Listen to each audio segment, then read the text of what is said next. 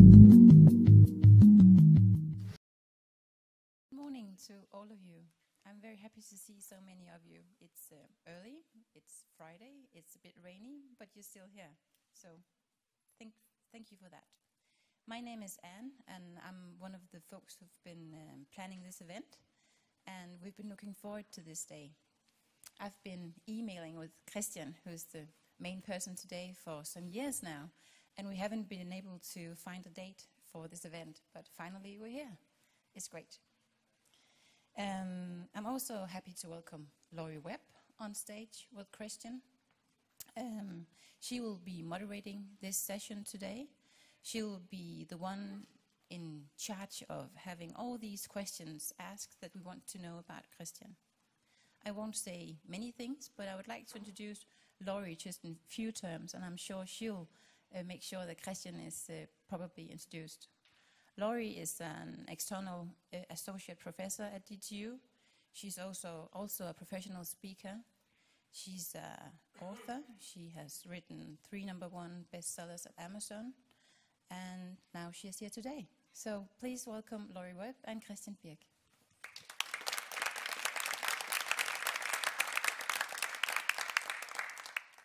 Okay, exciting times. It's my favorite topic in the whole world, entrepreneurship, so I am honored and very excited to be here with you today and to share Christian. Christian, why don't you just sit down? We'll take it pretty easily today. But we'll jump right into it. Essentially, today's program is going to be really focused on hearing about Christian's story, idea to entrepreneurship. Hopefully you'll get it. I don't think I can even say hopefully. You will definitely be inspired. The question is, will you be motivated to go that direction? There's going to be ups and downs in the story. There's going to be, we're going to dig into lots of things with Christian. I spoke to him when he was in New York a few days ago, and he said I could ask him whatever I want. So let's see how it goes. But his mother and father and his brother are here, so I'll tame the questions. Okay, so we're going to do a short intro. Christian will introduce the company. I'll finish with this, and then we'll sit down, talk for about a half hour, and then open it up for questions. But before we get started with Christian, I'm going to say a little bit. In 2007, a small Danish team had the idea to develop an app to integrate GPS-enabled telephones with fitness aspirations and social connection. At the time, none of the 3 colleagues had any experience. However, that did not stop them from creating a huge success with currently 23 million users. It's a fascinating story that is inspiring and motivating, and also has provided a great service for many of the world's fitness enthusiasts who wanted to kind of keep track of what they're doing in their swimming, their running, their hiking. Christian will go into the details a little bit more. But about Christian himself, he is a former DTUer, so yay.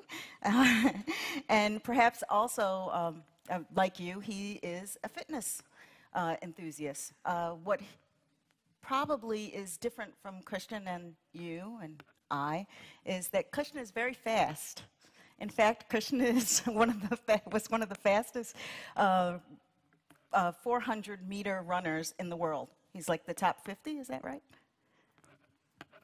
The Danish, kind of the top 50 runners. Now, I bring that up. I think he gets a little embarrassed about it, but I think it is very, very relevant in that, that he would end up doing the company that he does, but that he has a deep insight to fitness, to running, that really helps, I believe, to help fuel why he would be so successful in creating what he created.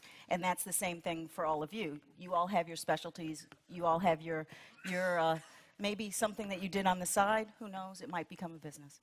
So, Christian, you spent some time at McKinley, and then you met your colleagues and decided to do this. He's going to tell a little bit more about the story, and I'll start asking questions again in just a few minutes. So, Christian, over to you. Is it okay if thank you very much for coming. I've been looking forward to share the story about Endomondo. It's a story that started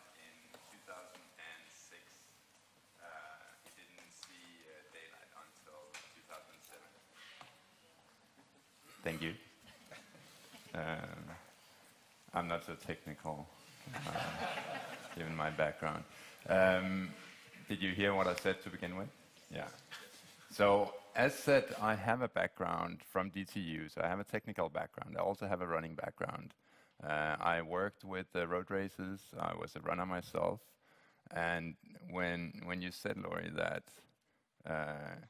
not everyone are as fast as I was, at least there are some people I can see back on the back rows. There's a former Danish record holder on the short sprint, so that's some years ago, but I see one of my colleagues from Sparta, where I worked for many years. So I have a very big passion for running, very big passion for technology, and combining those two, that is the sweet spot of working for me. So back in 2006, I started in McKinsey. I had graduated in 2005. I worked at that time for a directorate, Vejdirektoratet, but wanted to do something completely different. I wanted to get a more business sense. I had tried to start a couple of companies. I'd failed in doing that. Great experiences, great learnings.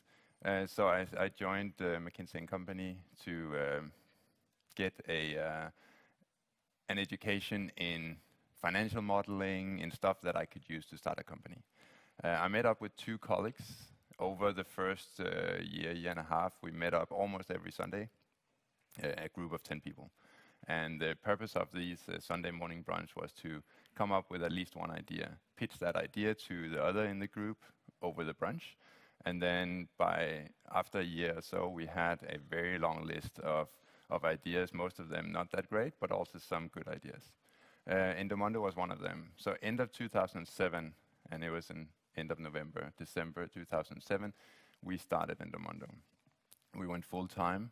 It was based on a desire to create something that would make it more fun to do sports, something that could organize unorganized sports and socialize around a not so social event as running is. It's very socialized event in terms of road races, events, or even running clubs. But most people, they take their shoes and they go running. So that was the aim. We looked at different trends, social communities. They were growing at that time. Facebook had come to Denmark not that long time before.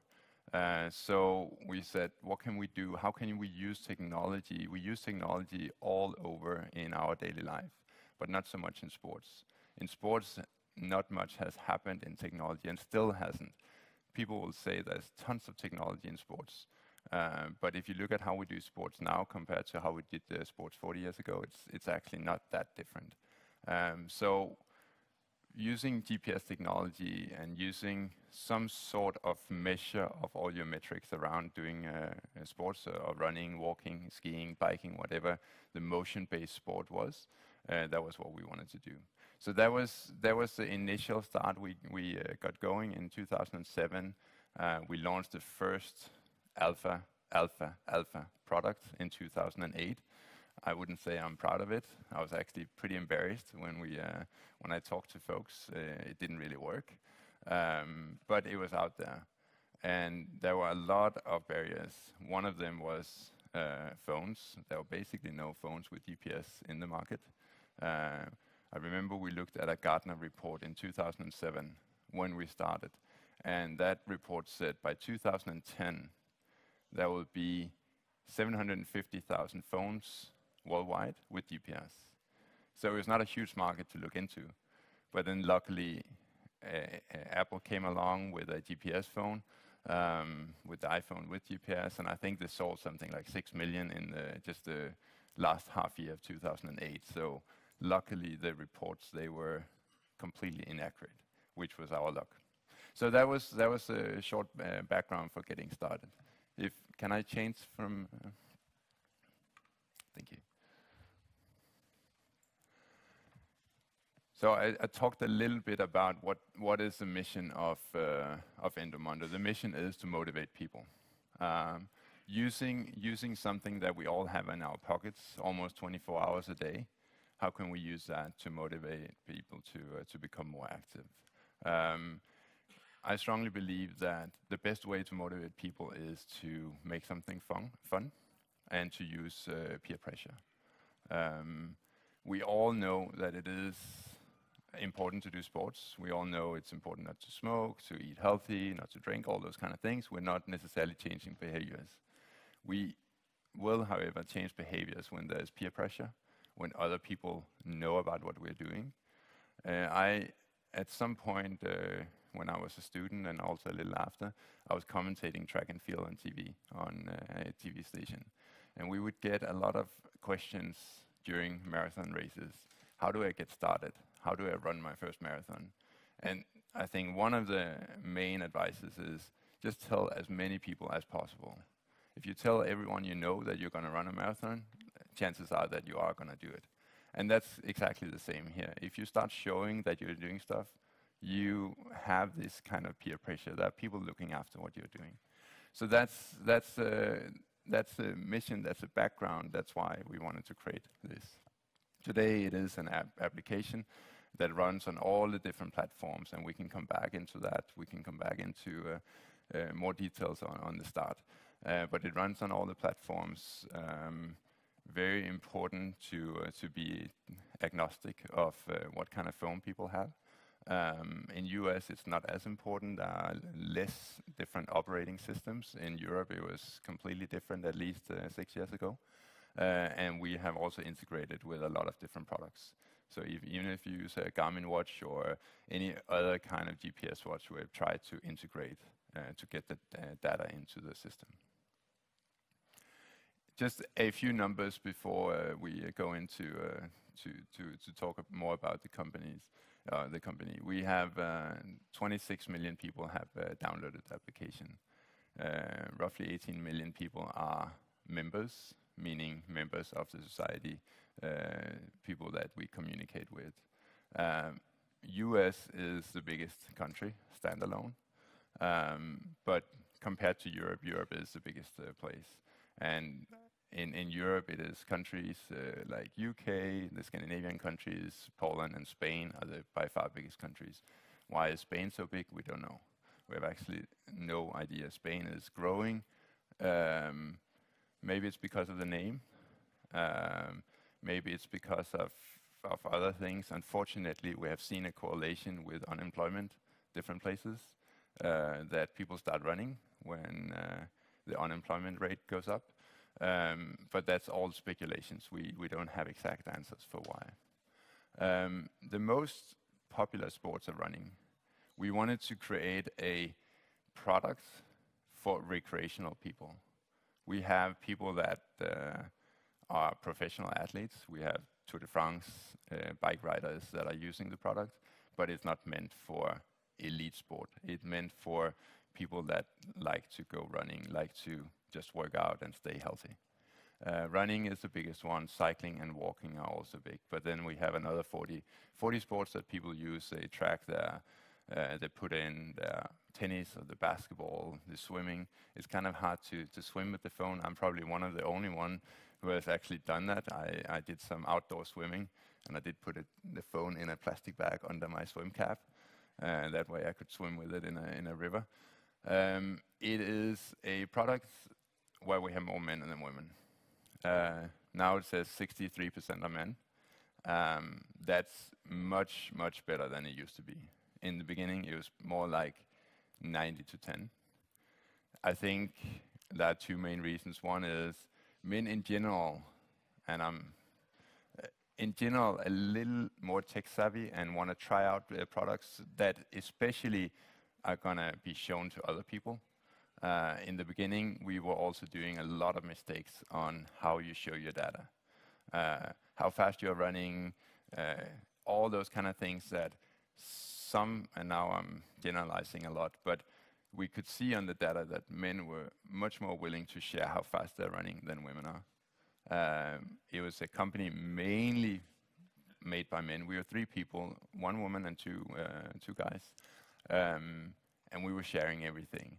So when we started changing that, a lot of dynamics, and we can go into those details as well, it changed. Today, it's almost 50-50 in the new member base, but there's still an overrepresentation of men.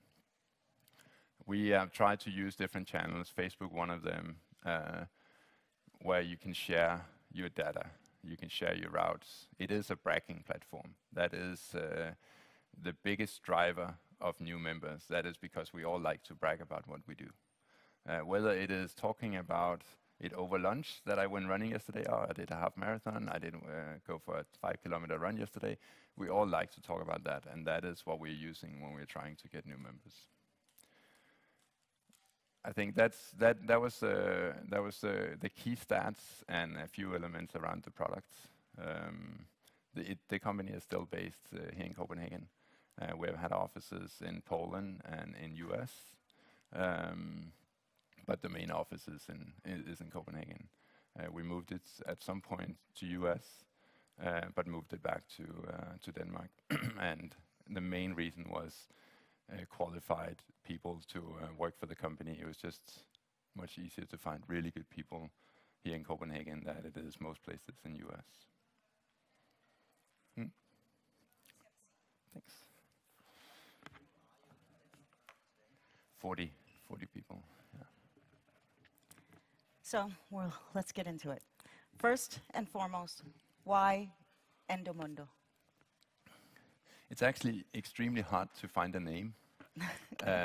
Not only to come up with the name, but also to find a name where you can get the .com, .org, all the domain addresses.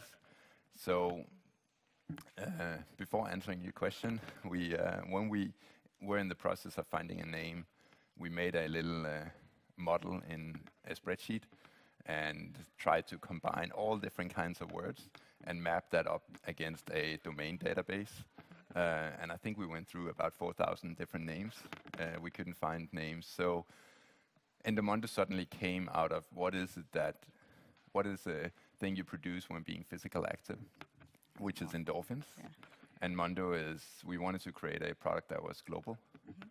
So Mondo is for the world, so it's a world full of endorphins. Okay. That was how it came up. Okay. So in your, from when you had the idea to when you guys got going, how did you navigate this? You had no experience with building an app. It was actually early to be building an app. Yeah. So what were the drivers for doing that? The drivers were the pain points for the user. It was my own pain point. I wanted to capture my data. I wanted to compare and compete, even though I was not meeting up with the people I could compete with every Tuesday afternoon. So that was the reason behind it. It was more based on a need for something. When we started thinking about it in 2007, about this idea, there was nothing out there. When we launched the product in 2008, there were a couple of other products, but it was mainly products with a GPS, big clunky GPS watches, not the phones. Building an app was trying to build a product that everyone could use and have access to without paying $200, $300, $400. Of course, that's what you pay for your phone, but we thought you have your phone anyway.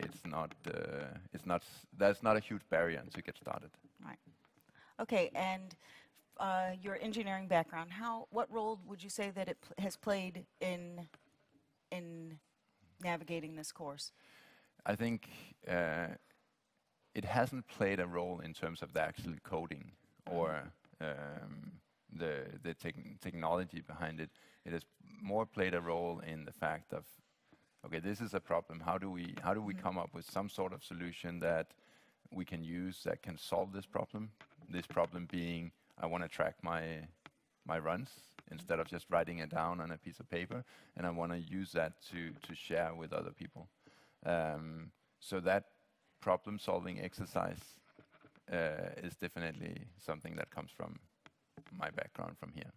Okay, and your co-founders, they all came from McKinsey, and you all bring different things to the table. So how did, when you were constructing your team, I mean, you were the lead co-founder, you were the runner who had the pain, who wanted it solved, and then figured out who should I work with. How did that, did it start actually reverse? Did you meet these colleagues and decide, oh, one day we should do something? You talked about having your brunches and things like that, but these two particular co-founders, were they kind of the right match, or how did that work? Yeah, so it was actually more, it was a combination of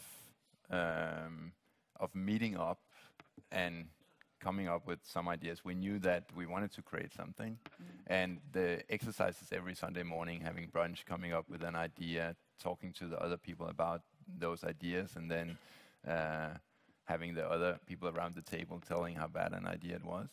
That was a great exercise to get started, and we came up with a list of, I think, 30, 40 ideas. Anything from packaging for food and pizzas, and into Endomondo being one of them. And we tried to rank all those ideas and said, what is the potential? And a lot of people disagreed on that, because we ranked Endomondo really high on potential, on the market potential, but we also ranked it on what are our capabilities, what can we bring to the table, can we as a group bring something to the table in that product.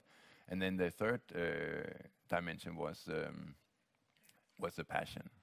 And that is extremely important, especially for me, to rank really high. And this, I clearly have a huge passion. I love running, I love sports.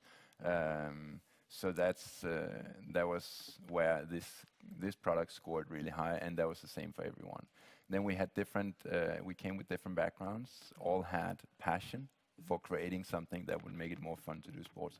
Everyone had the same pain point, so to speak.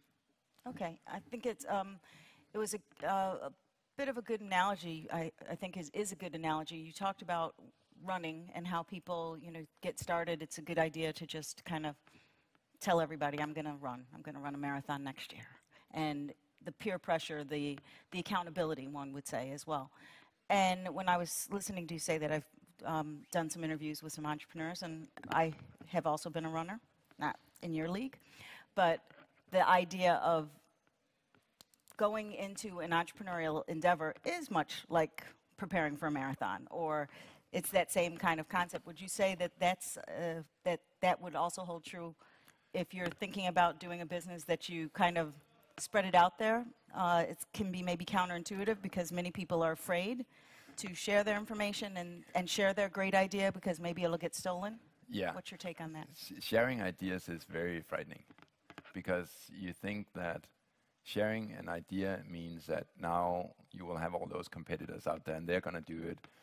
So actually in the beginning, with all our ideas, we had drafted up. None of us were lawyers, but we had no money, so we had to draft up our own documents. So we had made those non-disclosure agreements every time we went to a meeting. Even when I went down to talk to the local bike store, I would bring this piece of paper. You cannot share the information, which in hindsight is completely ridiculous.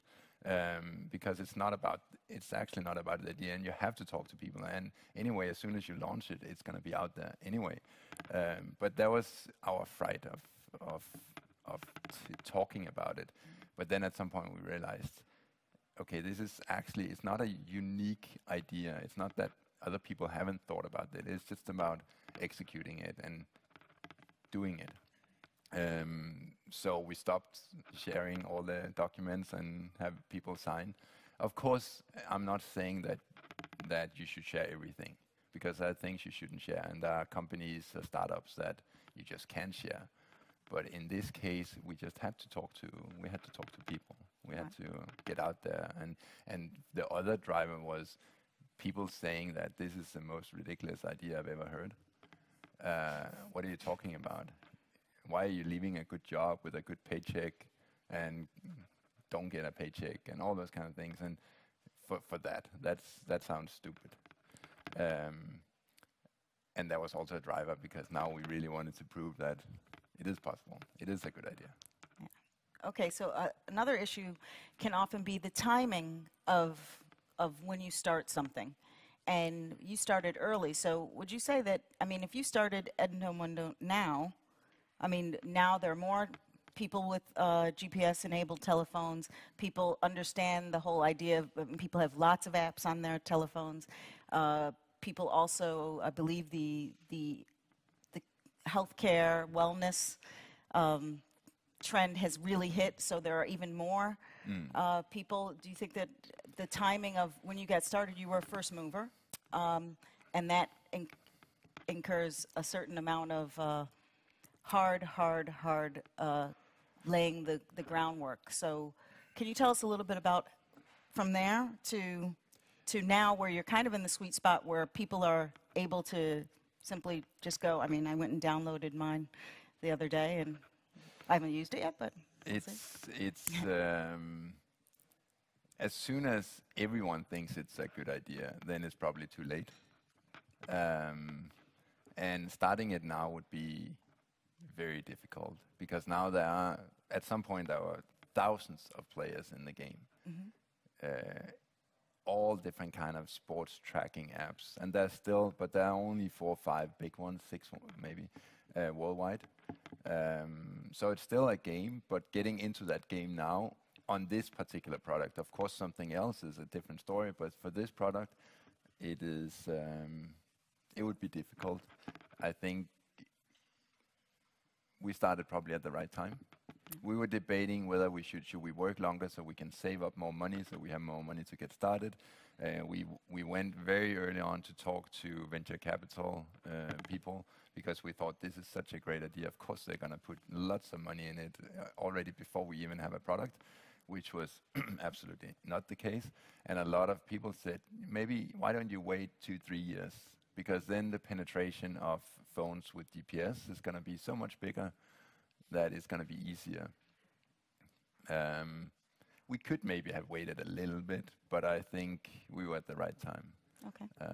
So it is very much about timing, and I do think, back to the question, if everyone thinks it's a good idea, it's too late. Okay. So what about venture capitalists? And what about the financing for the company? Very, very tough. Because especially when you think you have a great idea, and I said not everyone share your views on that. Secondly, they want to see money. Why do you make money? And for this particular company, we didn't make money for a very long time. It takes a lot of time and a lot of users into a system before you have that critical mass of actually being able to share, and it's just really difficult to sell an online product. It's getting a little easier. People are getting used to pay for apps or for online products, but it has been very, very hard. So before going back to the question on funding, just to give you a sense that at some point we tried to make money by e-commerce, by selling different things, by selling heart rate monitors. And the funny thing is, we would sell those heart rate monitors for about 1,000 Danish crowns, 800 Danish crowns, something like that. And no one would complain, even though they would use the app maybe every day. They would use the heart rate monitor every other month. They would pay $100 or $150 for the heart rate monitor. We would never hear any complaints. The app was, at that time, 20 crowns or 25 crowns. And that's a one-off, so it's roughly a half cup of coffee. And a lot of people say, that's way too expensive. It's ridiculous. So there is just a mental element around how much do you want to pay for things. That is changing, but it was definitely a different case 3-4 years ago. In terms of funding, we thought, again, it was a great idea. We thought everyone would put money into it. And we went to some venture capital firms, and they said, when you have 20,000 users, let's talk again. And that was the first time we had maybe 17 users, all our closest friends. But then we reached the 20,000 mark, and went back and said, yeah, when you have 100,000, then you're right in the right spot. We went back when we had 100,000. Yeah, when you have 500,000. So it just kept moving and moving and moving. Luckily, we were able to attract some friends and family investors. that did put in money, and that kept us going for a long time. We didn't have salaries for the first 2 years. All the folks that we hired, they went down, I don't know, 60, 80% in salaries, and we gave them this completely kind of hot air shares.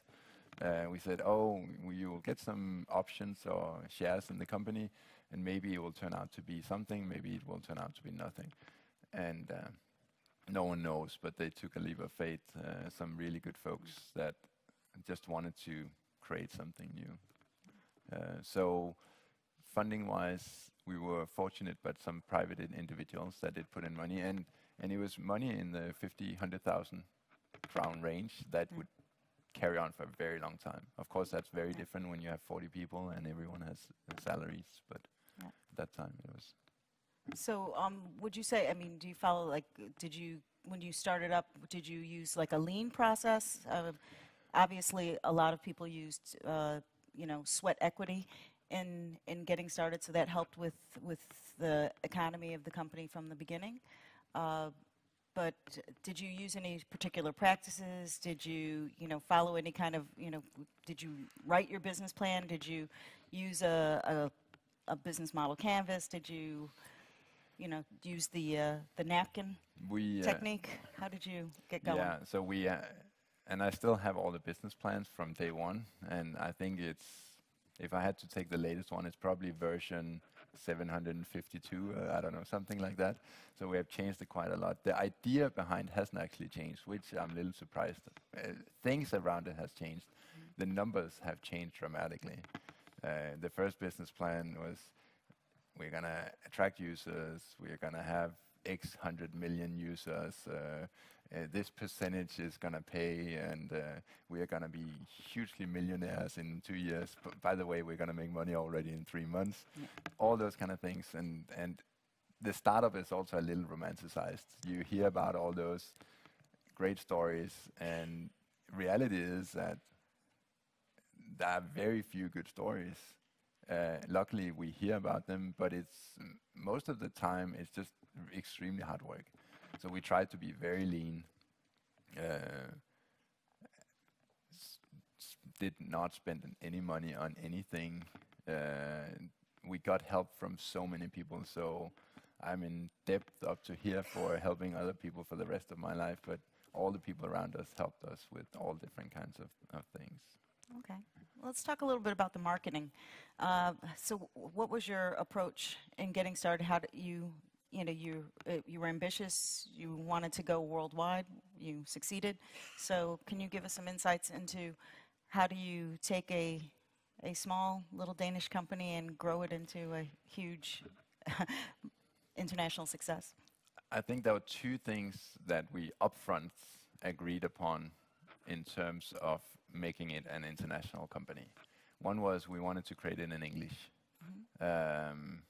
That's definitely not my strong side. That was not my favorite topic in school.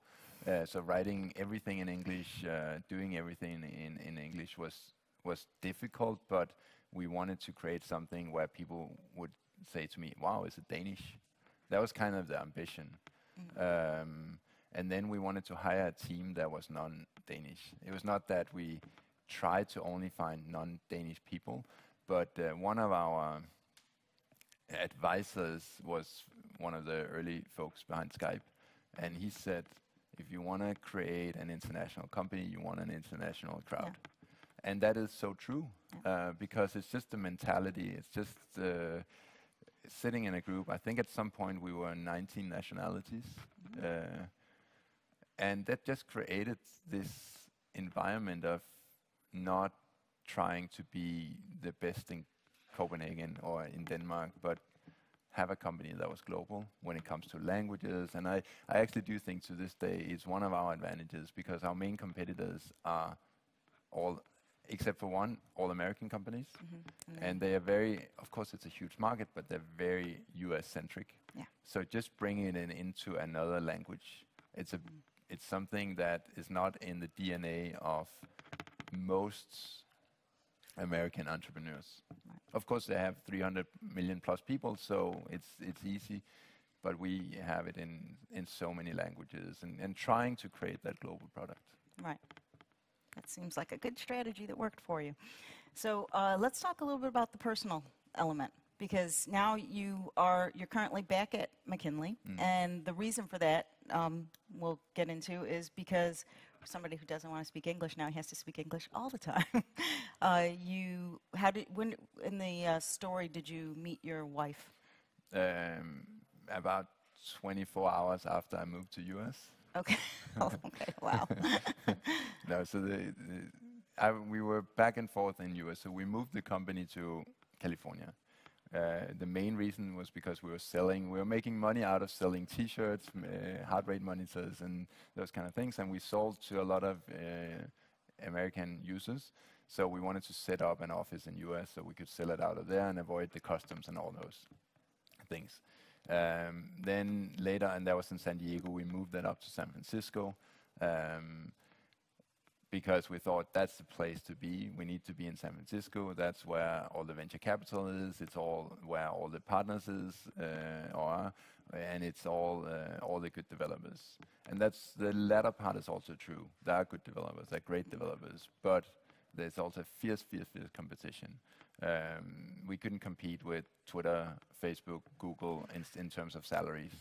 So we could get the good developers, but they were just insanely expensive.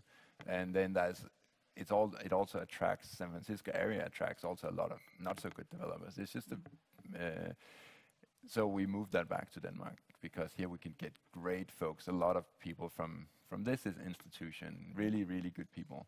And even though they have higher salaries than the average Dane, then they cannot compare to the high salaries in the Silicon Valley area.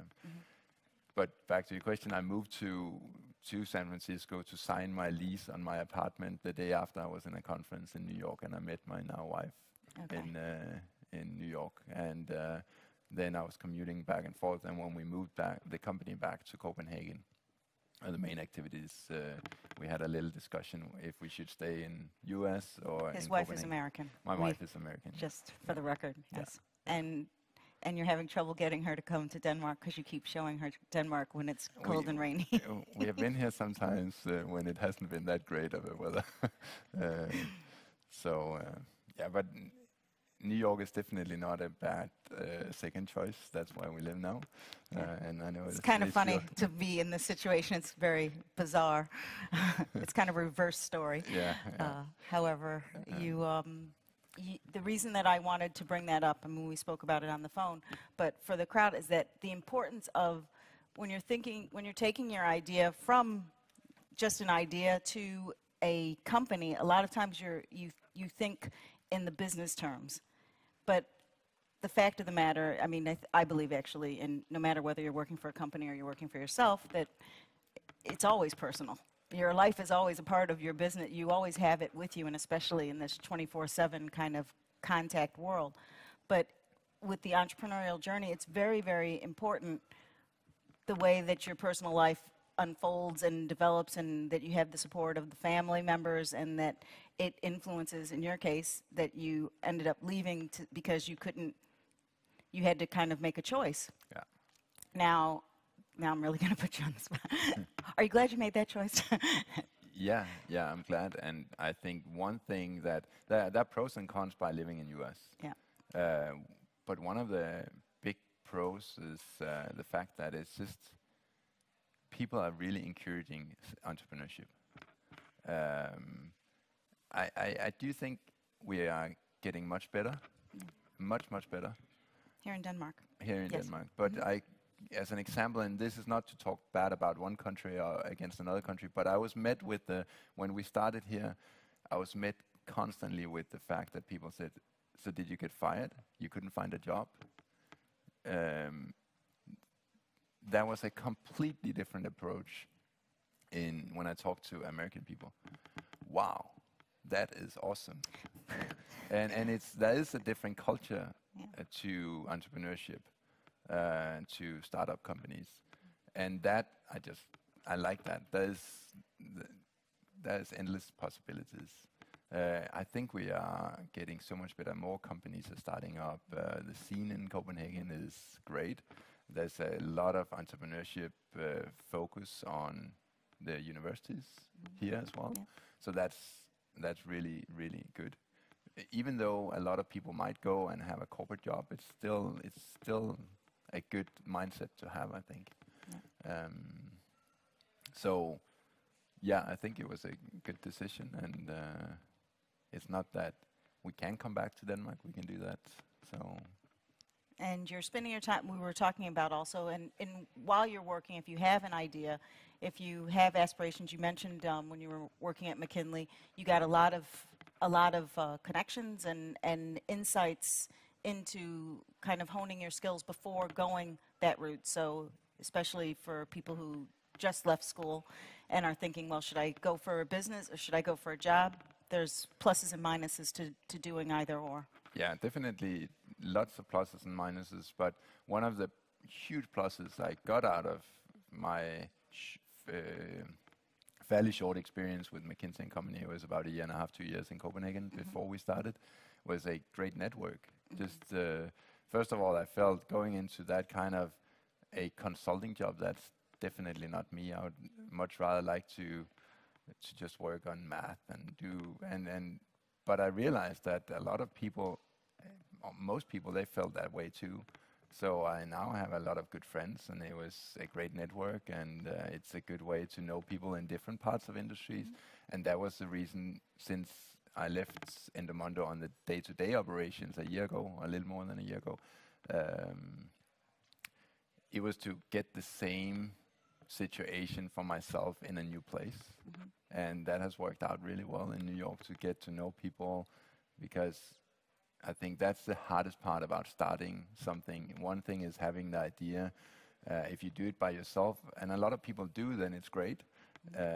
For many other people, it's just there's so many rough days and so many days where you just want to quit, that if you are a group of people and can help each other, then it makes it so much easier. Okay, are you getting ready with your questions? Because let's move over. I'm sorry, just a second. We're going to put a mic on you so everyone can hear the question. Thank you. All right, thank you. I'm very curious to hear about your perception of risk in terms of starting up, because I can understand that you started up some years ago. So at that time, what would you consider was your risk back then? What could you lose? And imagine if you should do it 15 years later, then what is then your perception of risk? Because of course everybody knows that the more established you are in life, then the more you have at stake.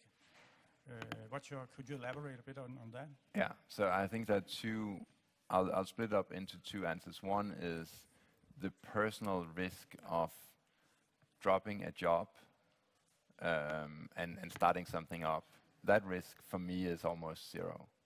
Yeah, you won't have salary, but you're still learning a lot, and I don't think you put yourself in a worse position by trying to start a company and failing.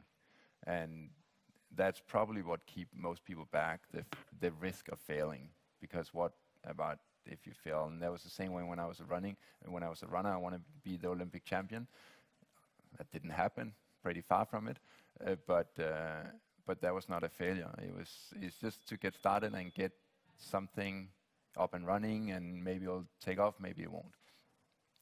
The risk part on having a family or doing it later in life is, of course, if you have commitments, you have a family and you have kids, and then it's a different situation. When we started, it was fairly easy. We could almost live without too much money. So the risk picture was more on the financial side, and of course you have to loan a lot of money, and having that sort of debt in follow you for a very long time. That's rough, but that's no different than people buying a house or doing other things. So that risk picture that's fairly limited.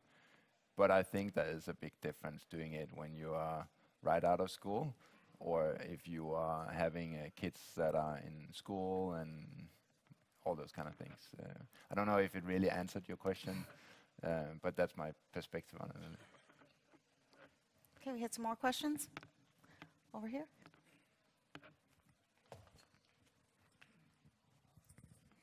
Yeah, I'm very interested in, can you tell us about, maybe not exactly for Endomondo, but like the app world? Now you have 18 million users, and how do you turn them into paying for 40 people working for you? And as more, who are your paying customers? You don't have to name them, but in general terms, like in TV a couple of days ago, we saw that one Facebook page with 50,000 likes you can sell for 50,000 kroner. But it doesn't really seem like that a repetitive business, but you are in a repetitive business, so how do you get revenue, and how do you plan to stay to get revenue? That's that's the same question as I had the first couple of years when we started, and it is such an important and very good question, because how do you get revenue, especially starting up a company where there's no clear price for the product, and you have a vision for what will it turn into. I think recurrent revenue by subscriptions, that is what is working for Endomondo. But that means that you have to constantly innovate the product. It has to be a new product. If people are paying 100, 200 crowns a year, whatever, for just in general for a service, it has to constantly be better and better and better. You just cannot have an online product that stays the same, just like you have other products. In terms of revenue, we have tried all different kind of things, and most of it didn't work. But we couldn't find the book saying what should you do on revenue, so we just had to try a lot of things. I think in the app world, when we started, it was very early days for all the app stores. A couple of 3-4 years ago, it was all about selling an app, so having a free app, and then you could get some additional features in an app and you would pay $5 or something. And that's also a one-off. It's not a great long-term business model unless you constantly increase your user base. Having a subscription-based model where you have recurrent revenue in is probably right now the best way of running the business to make sure that you have enough money for the salaries and those kind of things. But it comes with the cost of you have to be on your toes all the time and change the product. I don't know if that answered your question. Yes, it answers my question, but it seems to be extremely tough because I guess most users and apps are used to getting it all for free, or at least have some small app that they try to avoid. So it seems to be really, really tough to sell to users who are used to getting it all for free. I agree, and I think the perception around apps is, oh, you have an app, you have many users, you must be a hugely millionaire. That's not the case. There are tons of companies with lots of users that are not making money out of it. Just think about our own behavior. We're not that willing to pay for stuff on the phone. It's getting better, and more are actually paying, and if you buy additional services, and there are some companies that are really good at it. But it is one of the big challenges, how to make money on it, and especially in an environment that is changing. The business models or the revenue models for the app stores, meaning the App Store on iPhone or Google Play on Google or BlackBerry or which markets, Windows markets, they are changing all the time as well. Because 2 years ago or even 1 year ago, you couldn't make a subscription model through an app store. Now that's the way to do it on the App Store. So you just have to change your business model all the time, which is challenging. I unfortunately don't have the right answer to how to do it, but it's you have to be on your toes and change things. So it's really tough. It is really tough. Yeah. Yes? I would like to know your view on crowdfunding. First, if crowdfunding had existed, I guess it did in the US, but it was unknown in Denmark in 2007. Had it existed, would you then have been more willing to share your ideas early to get funding? And what about today? Would you encourage people to actually share their ideas and get some crowdfunding into start up a company? That's a very good and very tough question. And I think we would have shared, so to take it first, we would have shared it. We would have shared. We actually tried to make our own little crowdfunding before it was crowdfunding, just getting a group of friends to send it out to their friends and tell them about when we couldn't get money in, we said, okay, you can buy a share for 5,000 crowns or 2,000 crowns, and then we pull all this big group of people together. So it was a a subset for crowdfunding. We didn't have the crowdfunding sites.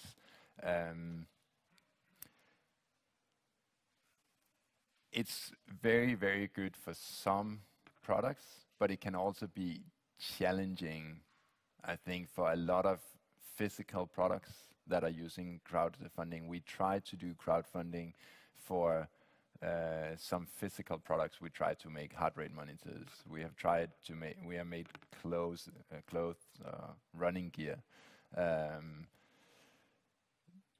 That's where it becomes challenging, because when you buy a product through a crowd Kickstarter or Indiegogo or some of those sites, you tend to sell your product for a lower price than it would otherwise be.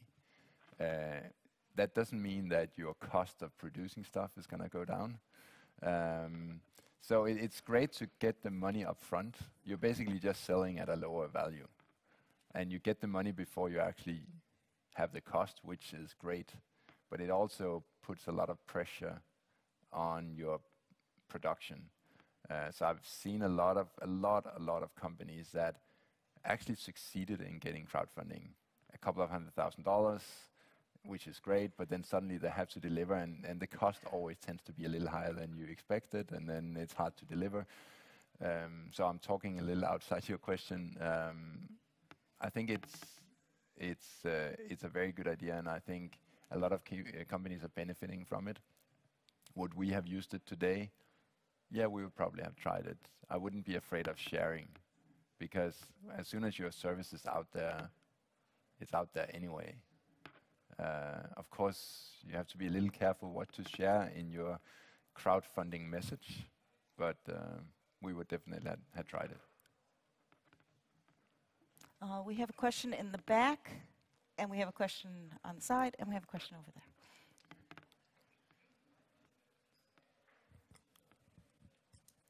Yeah, hi. You were telling us that you were 10 people meeting for lunches on Sundays. Why did you start your company with a subset of those people? Or indeed, how do you start with a team? How do you put it together? Is it good friends, or is it going by qualifications, or how do you do it? Good question. I think it was, first of all, the first question, why was it not 10 and only 3? It was not the same group of 10. It was some people, and most people are not willing to start a company for multiple reasons. We actually had one that started up with us for the first, so we were 4 when we started the first 2 months, but he was about to have a baby and starting a family and not having salary and back to the risk, which is completely understandable, and that's the case for most people.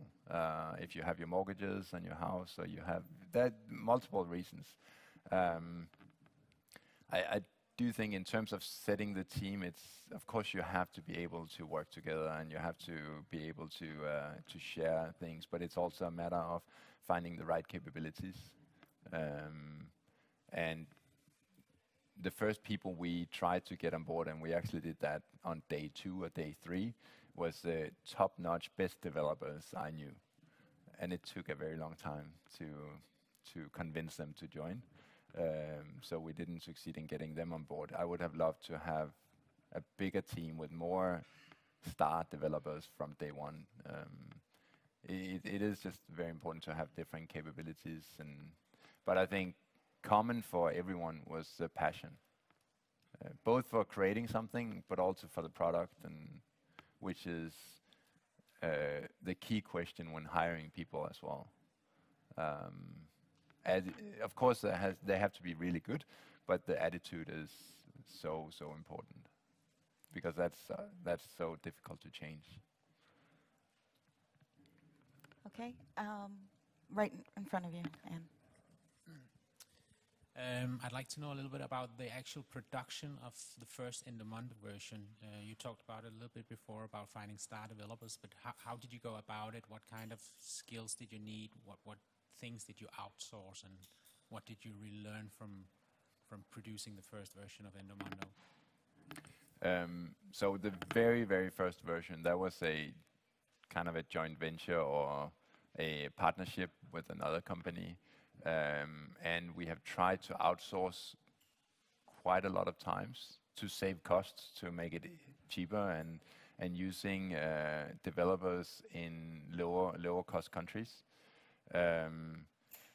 We got a lot of experience and a lot of good learnings.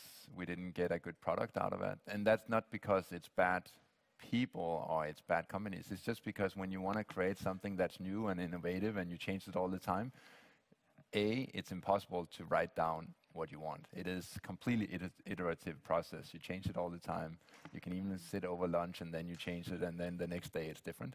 That is impossible when your developers are in the Philippines or in Ukraine or somewhere. The first version of the product, or the people that we wanted on board, there was people that were extremely good developers. I didn't really care what language or what they had done before. People that were extremely passionate about the product, so they could be the ones going for a run and coming up with ideas. And people that just wanted to succeed in creating this. So I think that's back to the attitude and to the mindset. Of course, the skill base has to be there. That's a given. But we would actually rotate people on platforms. So it was sometimes something new, especially in the beginning, because most people that are really good at something, they want to be better, and they want to learn, and they want to try something new, and they want to be going into a new platform or whatever it is. So the first production, the very first production was more or less outsourced or partnered, and then the second production was our own, made by people who just had a passion for the product. I'm just going to add a little bit to that, or ask you a little bit more into it, because we've been talking about, it's an app, and so we talk about developers, but there are a lot of people who don't understand how that process works, and I have a degree in IT, so I'm a little bit of a nerd in this area. But, when you decided that you wanted the app, then you had to have some ideas about functionality. You had to have some ideas about design. You had to have some ideas, of course, about the coding, which is more the development area. Did you do wireframing? Did you kind of draw pictures on, okay, it should be like this. Okay, here's a little telephone, and we think that a button here, you can press here. Did you do any mock-ups within the team and then put it out to the developers, or did you kind of say, we want an app? You guys did you outsource the whole thing, or did you? In the beginning, where it's a little different from when the production is bigger later on, we would never draw anything out and just send it to someone. Everyone would be involved in it, would be part of it. And of course, people have different skill sets. I'm not claiming that I'm good on the design or on the development. It was probably more just the facilitation of the process. But just to give an example on a clash on design, it's nice to have an app that's light and has a good look and feel. And some of our top developers, they were extremely good, and it's great friends, and really, and they said, no, it has to be black. It has to be all black, because that's the only way we're going to save battery life. If we have it white, we're going to use too much battery, which completely makes sense. But it's just, it looks ugly. It looks bad. You know, when you're on the App Store, you want to have something that people see and they get it, and they have 5 seconds before choosing your app or another app. Yeah. So it was some of those discussions that have been all the time between what is the right functionality versus design versus that. So many elements into it. So we have changed it a million times over time. And one comment in the beginning, it was really hard to change something. We had, let's say, 2,500 users, and we were so afraid of disappointing those users because maybe there would be 100 people that wouldn't like it, and there are always people that don't like it. We would change a tiny little thing, and we would get emails for the next 4 days about this is completely ridiculous. It was a good product, now it's a bad product. We changed like a font or a line or a color or something. That's just how it is, and we were way too afraid of doing things when we had 2,000 users. That also speaks to the need to have some thick skin, because Oh, yeah. people will complain Yeah. about what you Yeah. what you're doing, and you have to be able to manage that as well. I'm sorry, sir, did you have a question as well?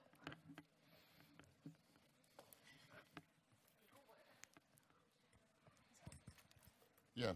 So the question is, it was very interesting to hear about you meeting up every Sunday to create bold ideas.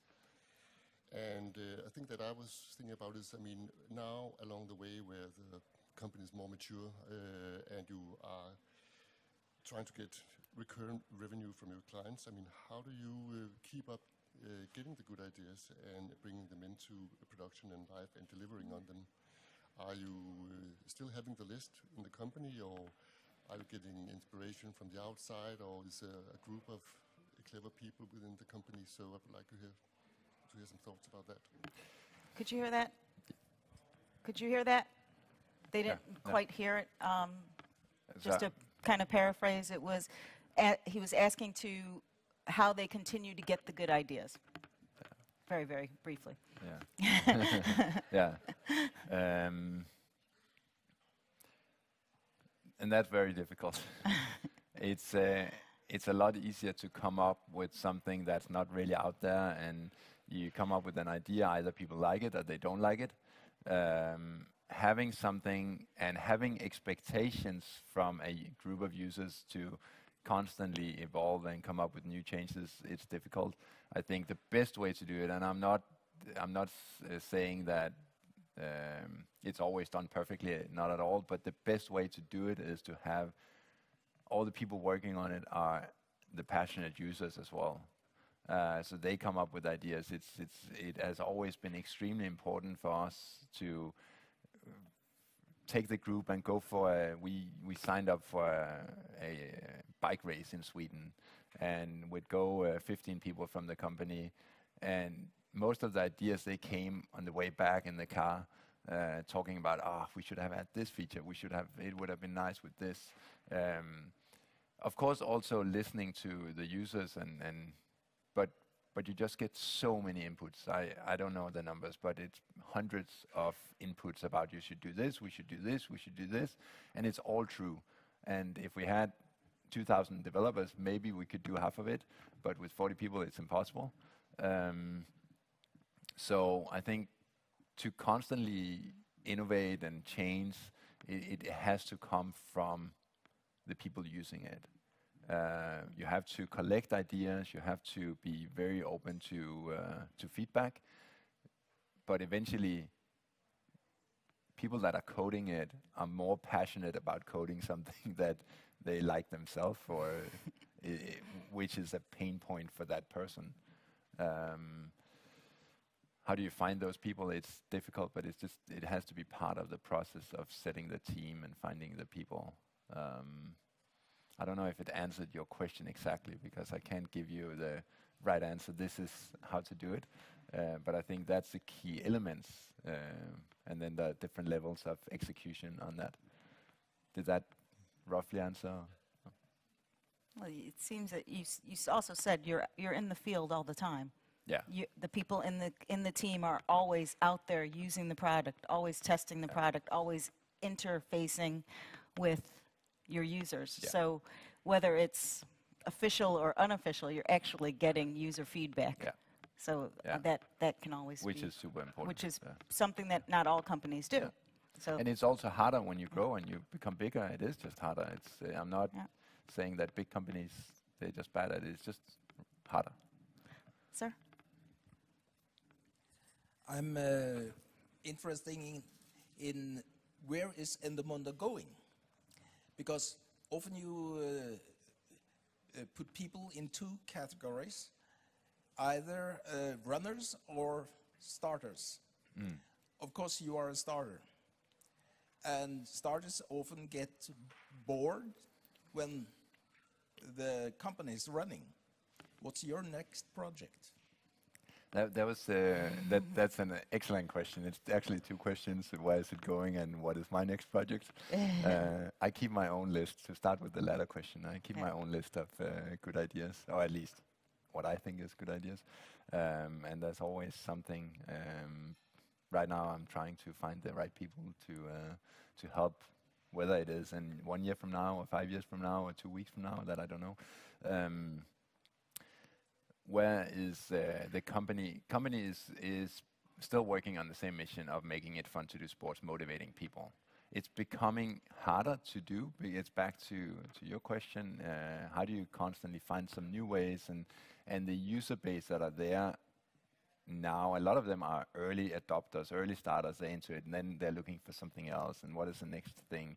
And going back to what I heard about a company like Skype, one of the I mentioned earlier, one of the early people there said he still to this day hear about people that are saying, "Wow, you can talk over the computer. That's pretty cool." So you have a long tail of people that think, "Okay, this is completely old stuff." I still meet people that think this is so amazing that you can take a phone and you can actually track where you are. You can use it. You can see the data afterwards. So there's a lot of levels in the maturity of users, and there will still be a lot of users that are signing up now and think it is the newest thing. Some of the users thought it was the newest thing 4 years ago. Where's the company heading?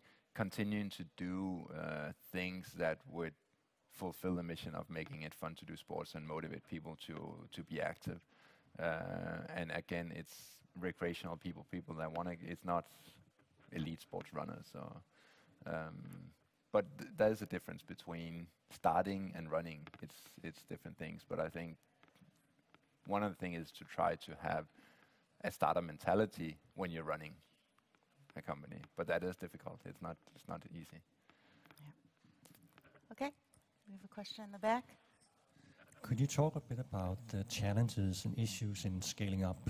So you mentioned at some point you had 17 best friends and family, but how do you sort of take it beyond that? What were some of the actions that you took in order to grow the user base?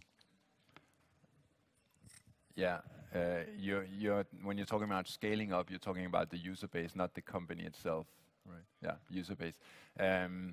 So in the beginning, we spent a lot of time just walking around, talking to running clubs, biking clubs, I've probably been personally in every single bike store in Copenhagen with flyers telling them about how great this product is. When you sell a bike, tell people about it so they can track their commute bike to work. We've had a lot of help from running clubs, especially Sparta on Østerbro in Copenhagen, using the products with their running teams, and that way getting great ambassadors. And then they started out really early, giving feedback when the product was still very immature. But back to your question on how do we scale up, and when does the point come where you go from 3 users a day to 3,000 users a day, or to 30,000 users a day? It's a lot of different things. I think the main thing that we have had was being featured on the app stores. That is a driver that is almost impossible to beat anywhere else.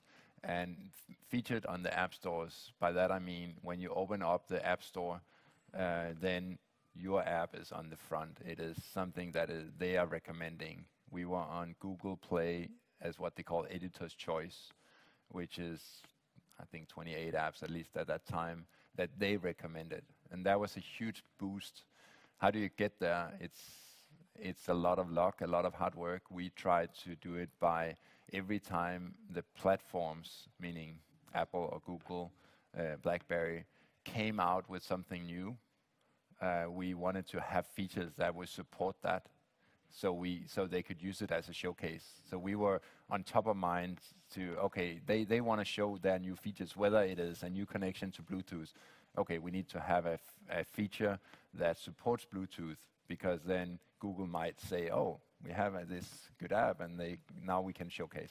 So that was what we tried to do, and we were successful in doing that and getting some promotion. And just to put it in perspective, we had one of our first big news articles was in the Times in London, and we could see the day that the paper came out, and I don't know what the number of people reading the Times, but it's probably counted in almost 2 million. We had a spike in new members, and it went from, I think, 600 to 640. So we basically got 40 extra members based on an article like that. And of course, that kind of press helps in the long run, but it's not something you can see immediately. But you can, if you become featured on an app store, you would go from 30 members to 15,000 members per day overnight. So we did spend a lot of time to talk to those people and to try to be friends with them and ask what are the next thing they are going to come out with, and how can we support that, and those kind of things. Okay. We have still several questions. Oh, yeah. Christian, you seem to have a very structured approach to the way you work. But as you also mentioned, passion is key to making a business succeed. Could you describe how your passion fails you? You mentioned that specifically, and how you find it again. Yeah, that's an interesting and good question. Passion and motivation is, when you have it, it's just you just run. There's nothing that can stop you. As soon as the motivation is gone, nothing can get you started again.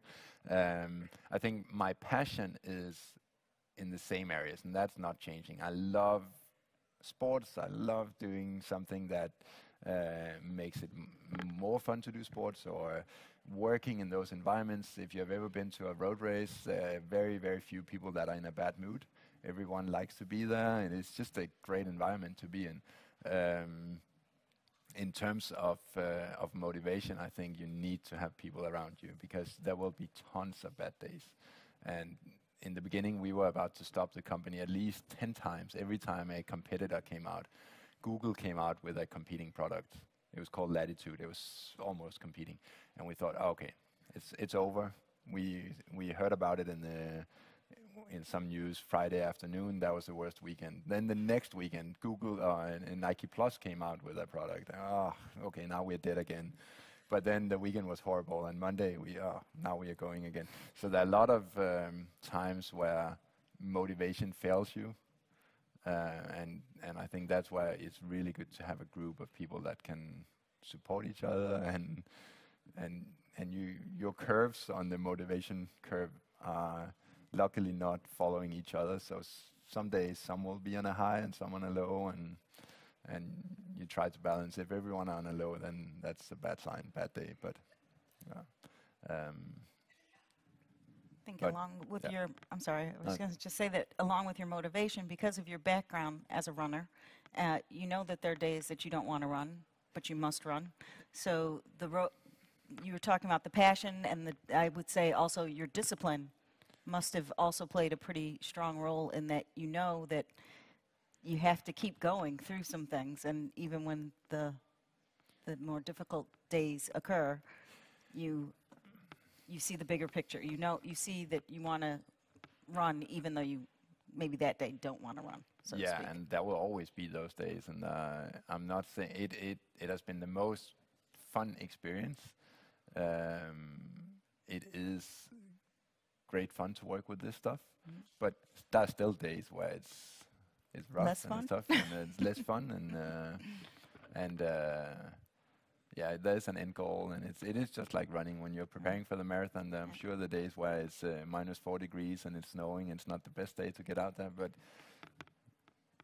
it'll be good tomorrow. Yeah. So. Yes. Hello, I have two questions. First question is... I'm sorry, could you put the mic a little bit closer to your mouth? Yes. Thank you. I have two questions. First question is, you talk about a advisor from Skype. How did you meet him? Do you want me to answer the first? Maybe I should say the second question. Okay, yeah.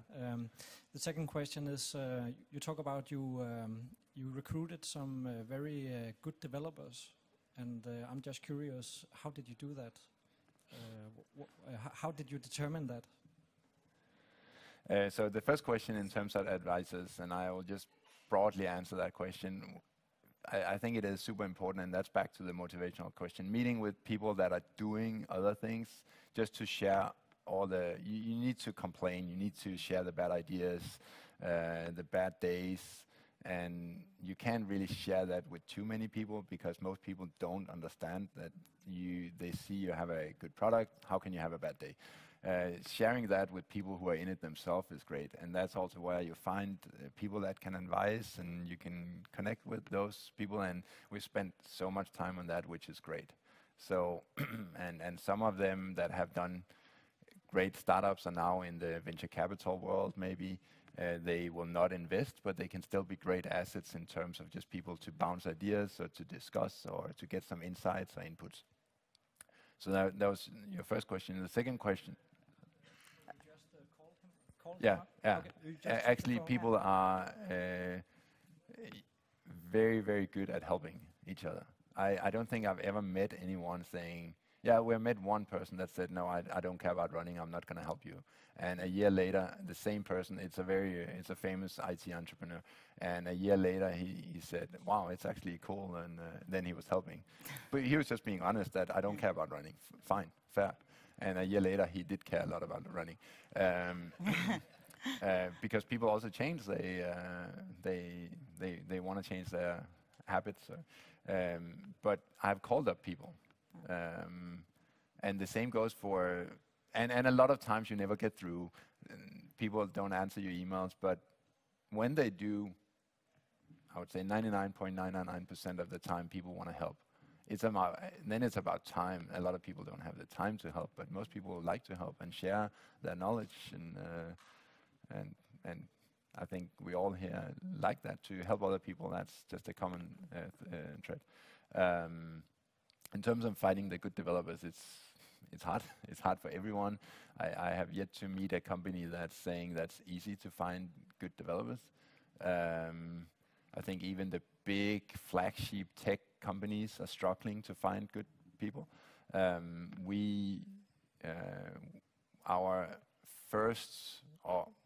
The first developer was one of my friends from high school, and I tried to pursue him to join us for a long time. He had a really good job, made good money, all those kind of things. He was very, very good, and he was known for being very, very good.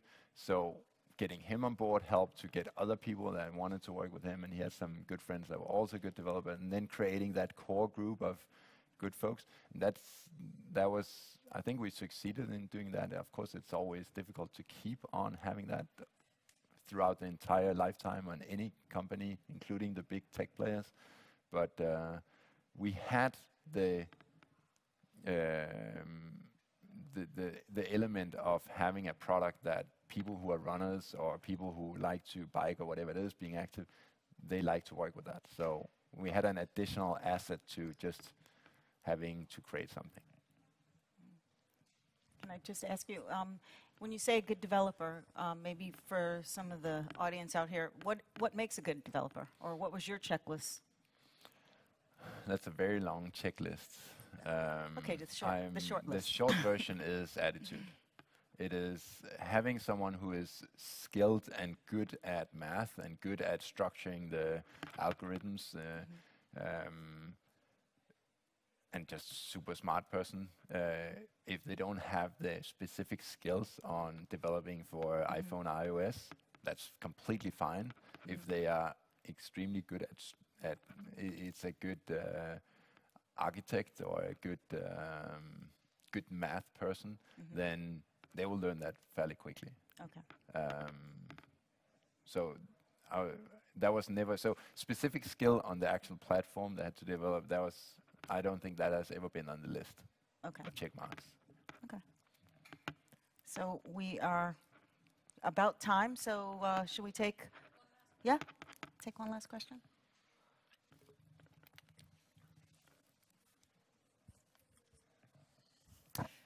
In the beginning, family and friends financed Endomondo. So when did you get like external venture capital, and how did you get it? We had external capital, meaning also private individuals or institutional investors. I can answer for both. It's a borderline. When is it a family friend kind of investment, and when is it becoming a non-friend investment? That I don't know. It's probably a very there's a gray zone. We got our first institutional investment from Seed Capital here, located here on campus. I can remember, I think we had around 500,000 users at that time. So that was kind of the threshold. I'm not sure they were the ones telling me 20,000 users and then 50,000 users and then 100,000, but a lot of others were.